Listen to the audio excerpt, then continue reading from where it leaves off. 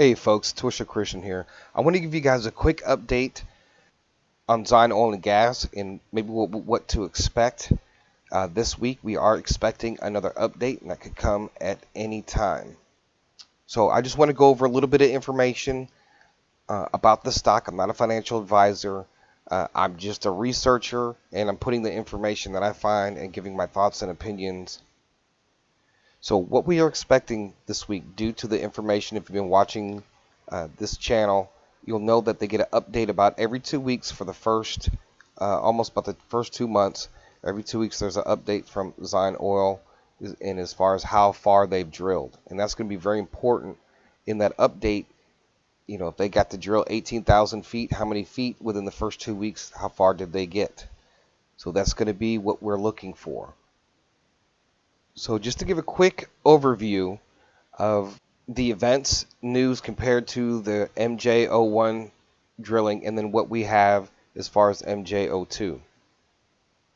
So we know that we got an update on January 6th that they were spudding. And according to history, this was in 2017 on June 4th, 2017. We got the update for spudding the well. So there wasn't really that much change in between the day before, the trading day before, and the trading day after that particular update. It actually did start to climb closer to the $2 mark towards the next update. Now, of course, if we go back over here and we look at where we are at now with MJ02, the operational update was on January the 6th. And just to point out, and if you guys watched the video on how to look at the insider trading and transactions, I actually used Zion Oil as an example, and there was actually some insider buying from many of the people that are from the executive board and directors and all that from Zion Oil.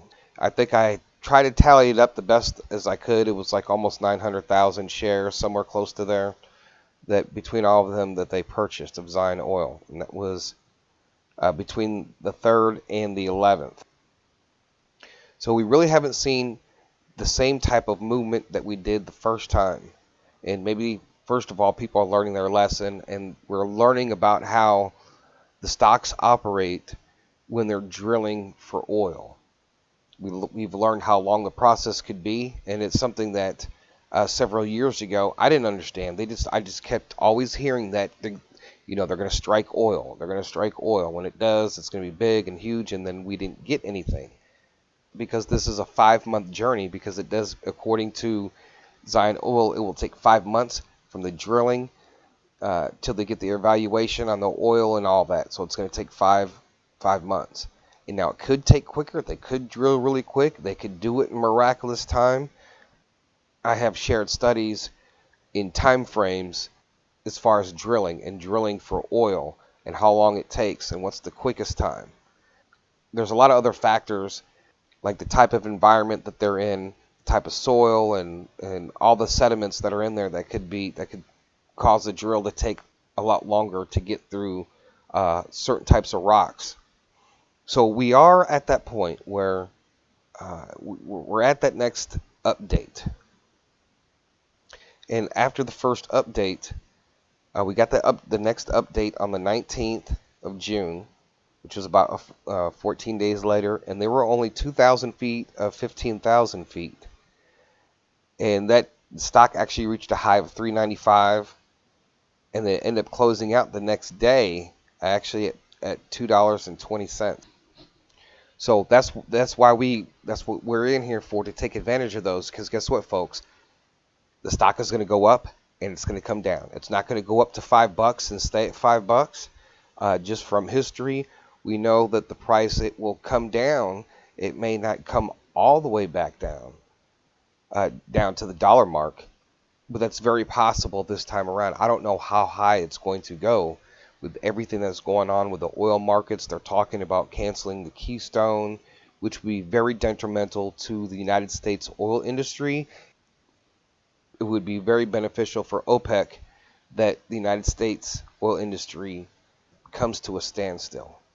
So that update on the 19th, after that came, the price did it was stayed in there in the $2 in the mid $2 range, and then leading up to the next update, which was 14 days later, which actually happened on July the 5th. The day before, it reached a high of 358. The day of, it reached a high of 394. It actually closed out at 423 on the 6th. One full on the next trading day. Right, then the third day ended up closing out at 588 with a high of $6.90. The next day after, and it was actually the weekend. Going into the weekend, it reached a high on that following trading day, $6.53. Then we saw the drop. And honestly, folks, I don't think that this time around that they're going to be able to maintain that stock price once it hits that. I think it's going to drop pretty dramatically.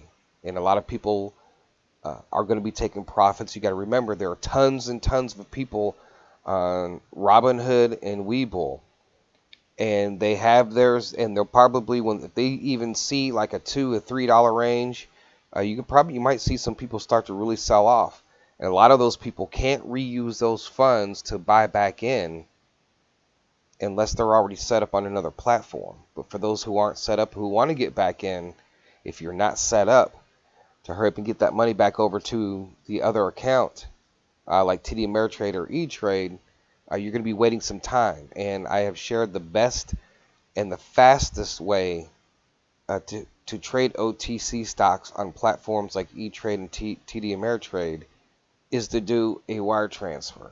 That's the fastest way. You can use the money within a couple hours to buy any stock that you want. Because with the OTC markets, when you transfer money, they place a hold on it for a full week. You can buy and trade other stocks that are not in the OTC. You have to wait a full week. So that's why it's best to do the wire transfer. So I'm just kind of giving you what to expect just over this next actually month. So we do expect an update here soon. Don't know where, if it's going to hit that 477. It would be a miracle if it did. And, for those of you who are looking at this in the long term and the short term, you have to be comfortable that if it does hit 477 and you sell off, that you're comfortable with that, because it very well could hit $6.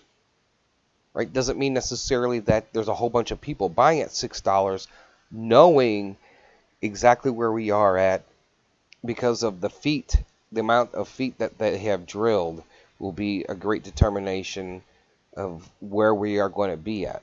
So we're going to go through this whole cycle of getting update after update for the next several months. So this thing is going to swing a lot. So if you are not going to be trading this and you're just holding on for oil, for them to strike oil and all that, that's fine. It's going to go up, but it's going to come back down. You got to remember, folks, they don't have any revenue coming in. So they're going to have to sell stocks to move forward when they need funds. And you got to remember, they got to have everything else set up before they can even make a dime off of that well, if it's viable. So looking at the historical charts here, again, compared to the first time that they spud the well, the pricing is much different. They're both on different markets now. That was on NASDAQ. This is on the OTC markets. And since there's a lot of people don't like trading OTCs because there is depending on your platform, anywhere from $5 to $6.95 to trade OTC stocks. So that does prohibit a lot of the spikes that when Zion Oil was on NASDAQ. Hopefully that whatever this update is, that it'll be, when it reaches its peak, after it settles down to a strong level, like it did in the past. It very well could go up to 477 after this first update and come right back down to the dollar mark. And then, of course, every update you're going to see people getting in and then getting out. I think you're going to really see a lot of that. So just be ready, because if it doesn't reach that 477, it might reach $3. Are you comfortable with selling at $3 and then waiting maybe a couple weeks to get back in at, say, $1.50?